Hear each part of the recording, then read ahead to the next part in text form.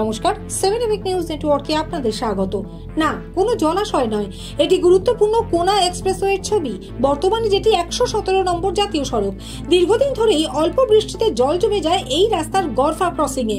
জল জমে গেছে এতটাই যে যান চলাচল বন্ধ। 4টি পাম্প চালিয়েও জল নামানো যাচ্ছে না। জমা জলে দিব্যি ঘুরে বেড়াচ্ছে হাঁস।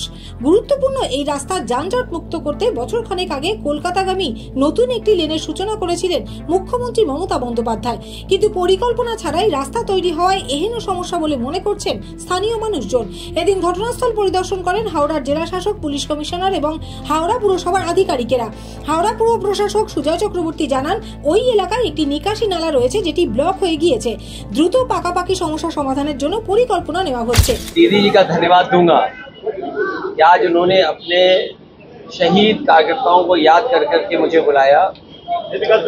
ये पार्टी का लगाव और नेता का अपने कार्यकर्ता के प्रति लगाव ही पार्टी को बड़ा करता है, मजबूत करता है। जहाँ तक यूपी का सवाल है,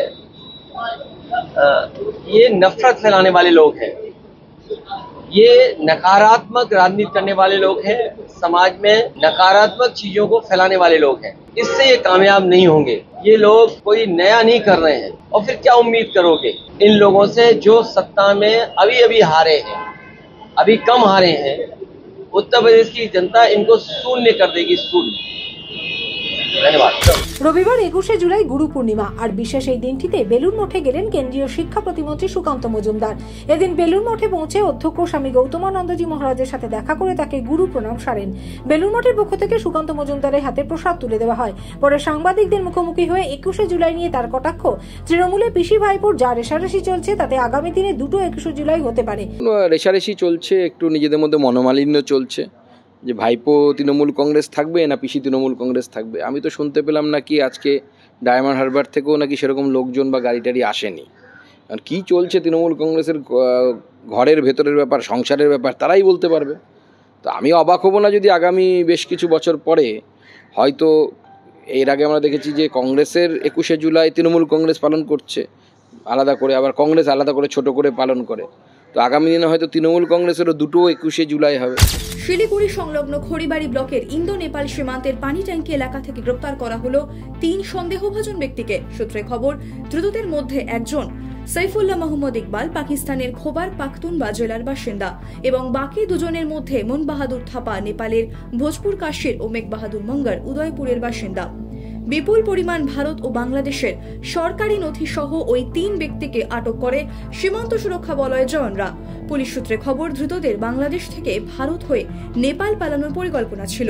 এসএসপি নিজেদের হেফাজতে নিয়ে জিজ্ঞাসাবাদের আবেদন জানিয়ে ধৃতদের এদিন আদালতে পেশ করে। পৌরসভার সংলগ্ন ঘাট থেকে জলে নামার পর সলিল সমাধি হলো অজ্ঞাত পরিচয় এক ব্যক্তির। রবিবার চাঞ্চল্যকর এই ঘটনাটি ঘটেছে কোচবিহার জেলার সাগরদিঘিতে।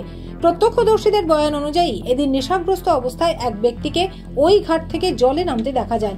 তার সঙ্গে একটি টর্চ ছিল, কিন্তু জলে নামবার পরে কিছু দূর যাওয়ার পরেই আচমকাই তাকে আর দেখতে পাওয়া না যাওয়ায় সন্দেহ হয় সেখানে উপস্থিত মানুষজনের।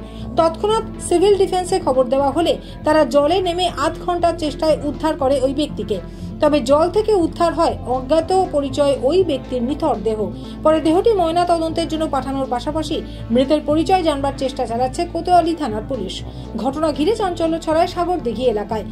কোচবিহার থেকে দেবদাস বিশ্বাসের রিপোর্ট, 7 এবিক নিউজ নেটওয়ার্ক। আরো বিভিন্ন খবরের আপডেট জানতে হলে অবশ্যই সাবস্ক্রাইব করুন 7 এবিক নিউজ নেটওয়ার্ক চ্যানেলটি, কারণ আপনাদের একটা সাবস্ক্রিপশন আমাদের কাছে অত্যন্ত মূল্যবান। জয় হিন্দ।